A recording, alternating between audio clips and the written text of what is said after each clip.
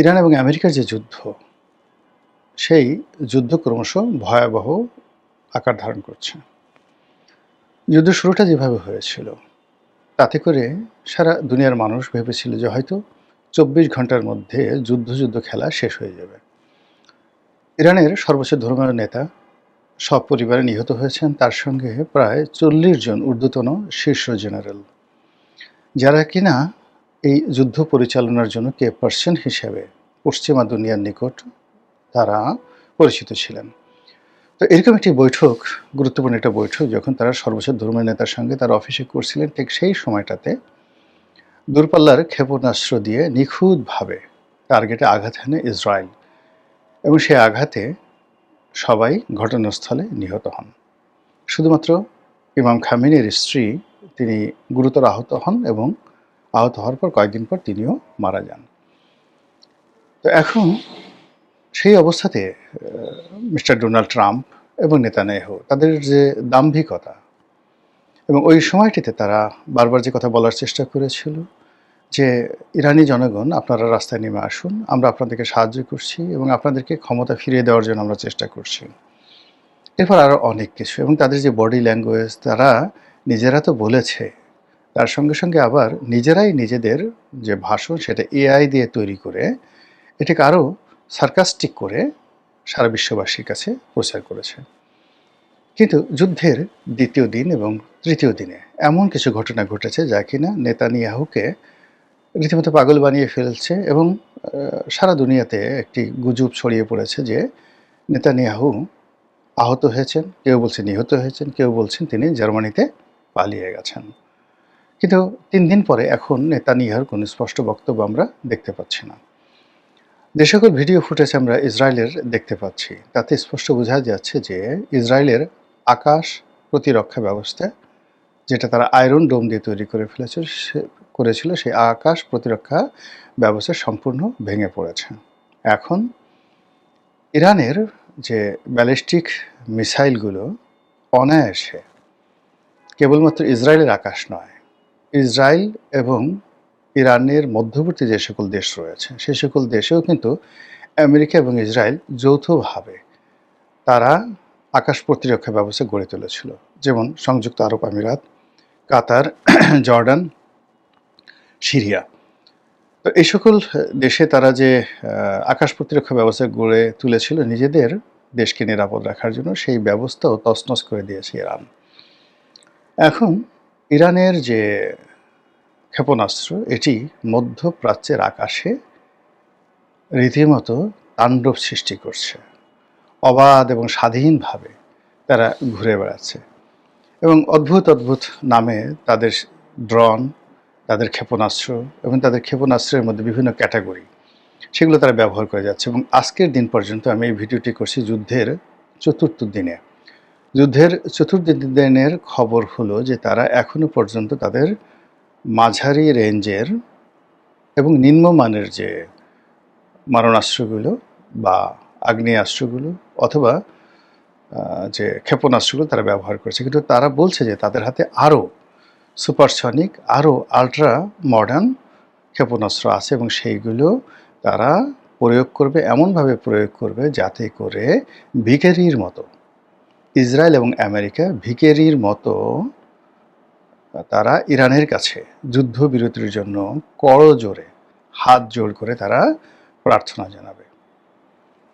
কতটা কথা সত্য, কতটা কথা মিথ্যা, কতটা কি হবে না হবে, ডাজ নট ম্যাটার। আবার এদিকে আমেরিকার পক্ষ, আমেরিকা যেহেতু বিশ্বের এখন ১ নম্বর পরাশক্তি, তার সঙ্গে সঙ্গে ইসরায়েলের যে সামরিক কৌশলতা, তাদের সক্ষমতা, এটি মধ্যপ্রাচ্যের মধ্যে ১ নম্বর। এই দুটো সম্মিলিত শক্তি, তার সঙ্গে আবার মানে আমেরিকার যে বন্ধু রাষ্ট্রগুলো রয়েছে, সেই বন্ধু রাষ্ট্রের যে বেসগুলো, কাতারের বেস, সাইপ্রাসের বেস, সেই বেসগুলো তারা ব্যবহার করছে, এবং বিভিন্ন দ্বীপপুঞ্জে ব্রিটিশ যে সকল নেভাল ফোর্স রয়েছে বা নেভাল বেস রয়েছে, সেইগুলোকে ব্যবহার করে আমেরিকা একের পর আক্রমণ চালিয়ে ইরানকে কিভাবে তছনছ করেছে আমরা পরিপূর্ণভাবে বুঝতে পারছি না। এর কারণ হলো ইরান নিয়ন্ত্রিত, সেখানে ইন্টারনেট বন্ধ করে দেওয়া হয়েছে, ব্ল্যাক আউট করে দেওয়া হয়েছে, ফলে সব খবরাখবর আসছে না। কিন্তু আমরা আন্দাজ করতে পারি যে আমরা যা কিছু কল্পনা করি তার সাথে অনেক অনেক বেশি ক্ষয়ক্ষতি ইরানের হয়েছে। তো এই অবস্থাতে যুদ্ধের পরিণতি কী? ইরান কি আত্মসমর্পণ করবে? ইরান কি আমেরিকা ইরাকের মতো দখল করবে? ইরান কি সেই লিবিয়ার পরিণতি ভোগ করবে গাদ্দাফির মৃত্যুর পরে? Not like that. ইরান তার যে পর্বতমালা রয়েছে, ইরানের চারিদিকে ঘিরে যে পর্বতমালা রয়েছে এবং সেখানে যে সকল মরুভূমি রয়েছে, মরুভূমির সঙ্গে সঙ্গে বরফ আচ্ছাদিত যে সকল অঞ্চল রয়েছে, এই অঞ্চল প্রাকৃতিকভাবে ইরানকে দুর্ভেদ্য করে তুলেছে।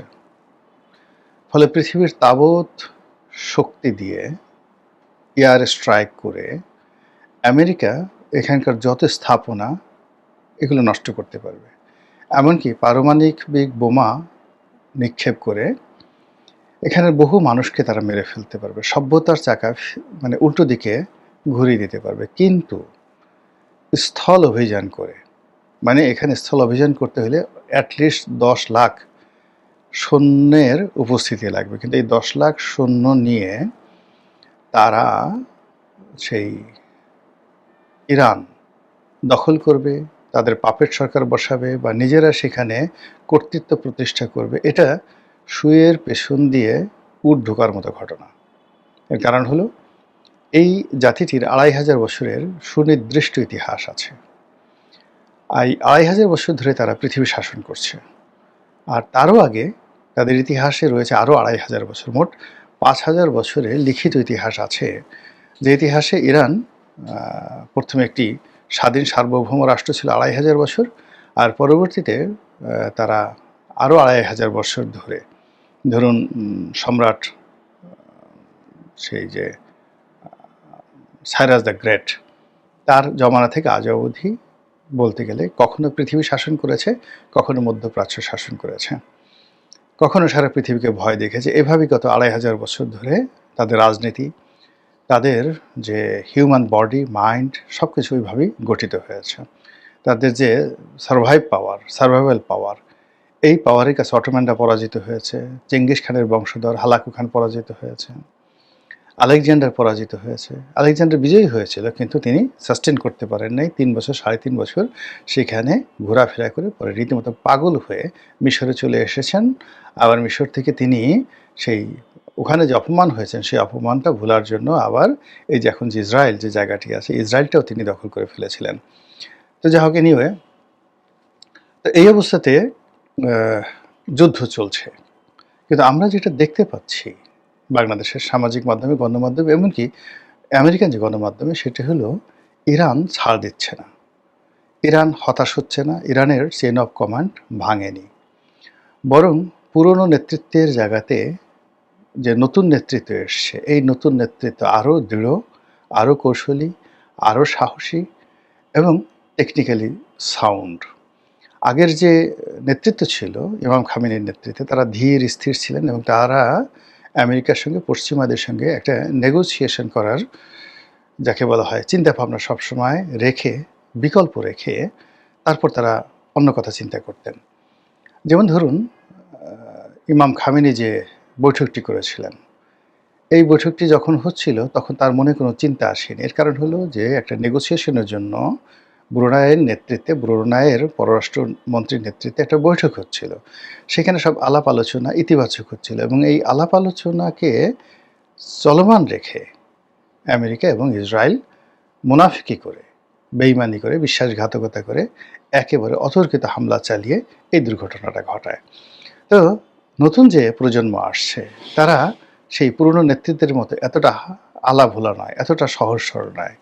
যেমন ইমাম খোমেনি সাহেব, তিনি যখন শিশুদের সঙ্গে তেলাওয়াতে বসতেন, সারাক্ষণ শুধু তেলাওয়াত শুনতেন। তিনি যখন নামাজে দাঁড়াতেন, সারাক্ষণ শুধু নামাজই পড়তেন।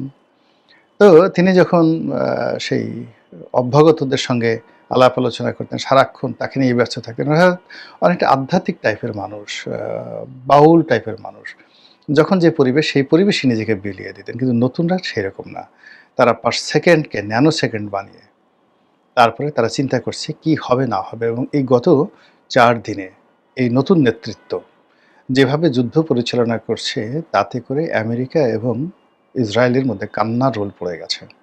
পুরো মধ্যপ্রাচ্যে হাহাকার তৈরি হয়েছে এবং সমস্ত মধ্যপ্রাচ্যে আমেরিকার যারা বন্ধু রাষ্ট্র রয়েছে তারা বলার চেষ্টা করছে এবং বলে ফেলছে যে আমাদের ভূমি ব্যবহার করে কোনো মার্কিন যুদ্ধ বিমান রিফুয়েলিং করতে পারবে না, এখান থেকে তাদের সামরিক ঘাঁটি ব্যবহার করে কোনো আক্রমণ পরিচালনা করা যাবে না। এবং ইতিমধ্যে স্পেন সরাসরি নিষেধ করে দিয়েছে আমেরিকাকে। এবং স্পেন শুধু তাই না, স্পেনকে আমেরিকা বলেছে যে আমরা তোমাদের বিরুদ্ধে বাণিজ্য নিষেধাজ্ঞা দেব। স্পেন বলেছে দাও, তোমাদের যা ইচ্ছা তাই দাও, তোমাদের বাণিজ্য নিষেধাজ্ঞা মোকাবেলা করে কিভাবে চলতে হয় ওটা আমাদের জানা আছে। আর এই যুদ্ধের যে এই যে মোড় পরিবর্তন করে ফেলেছে নতুন নেতৃত্ব, তারা ঠিক মরিয়া হয়ে মরণ কামড় দিয়ে মধ্যপ্রাচ্যে আমেরিকার যে সকল দালাল রয়েছে, দালাল রাষ্ট্র রয়েছে, তাদের বিত্তবিলাস ভবন রয়েছে, প্রাসাদ এবং হর্মরাজি রয়েছে, সব জায়গাতে পাগলের মতো তারা আক্রমণ করে যাচ্ছে, তছনছ করে ফেলছে। এবং এভাবে যদি চলতে থাকে, আগামী 1 সপ্তাহ যদি এভাবে চলতে থাকে, দুবাই থাকবে না, শারজা থাকবে না, আবুধাবি থাকবে না, রিয়াদের দাপট থাকবে না। এমনকি ইরান যেটা বলছে যে আমরা যদি জানি যে ডোনাল্ড ট্রাম্পকে বাদশাহ সালমানের পুত্র মোহাম্মদ বিন সালমান যুবরাজ তিনি প্ররোচিত করে ইরান আক্রমণ করতে বাধ্য করেছেন, তাহলে ওর কলিজা আমরা খেয়ে ফেলব। Can you imagine? এবং ইতিমধ্যে রিয়াদ মানে সৌদি আরবের রাজধানী রিয়াদে হামলা হয়েছে। ইরানের আক্রমণে সৌদি আরবের সবচেয়ে বড় তেল ক্ষেত্র, একমাত্র রাষ্ট্রীয় তেল ক্ষেত্র সৌদি আরামকো কোম্পানিতে হামলা হয়েছে, দাউ দাউ করে জ্বলছে সমস্ত প্রোডাকশন, সেখানে তেলের যত প্রোডাকশন সব বন্ধ রয়েছে। কাতারে যে আক্রমণ হয়েছে, সেই আক্রমণের ফলে কাতার তাদের যে এলএনজি থেকে শুরু করে অন্যান্য যে সকল পেট্রোলিয়ামজাত পণ্য রয়েছে সব বন্ধ রেখেছে। ফলে বিশ্বের তেলের বাজার মানে রীতিমতো পাগলা ঘোড়ার মতো ছুটছে। আর হরমুজ প্রণালীতে যা কিছু হচ্ছে এগুলো নিয়ে আলাদা একটা ভিডিওতে করব। সব মিলিয়ে এই যুদ্ধে ইরান যেভাবে মরণ কামড় দিয়েছে, এই মরণ কামড় যদি মাত্র 1 মাস, আমি আগের ভিডিওতে বলেছি, মাত্র 1 মাস যদি তারা কন্টিনিউ করতে পারে, পৃথিবীর বহু দেশের মানচিত্র পরিবর্তন হয়ে যাবে। এমনকি ডোনাল্ড ট্রাম্পের পরিণতি যদি আব্রাহাম লিঙ্কনের মতো হয়, জেরন এফ কেনেডির মতো হয়, আমি আশ্চর্য হব না, কিংবা মার্টিন লুথার কিংয়ের মতো হয়।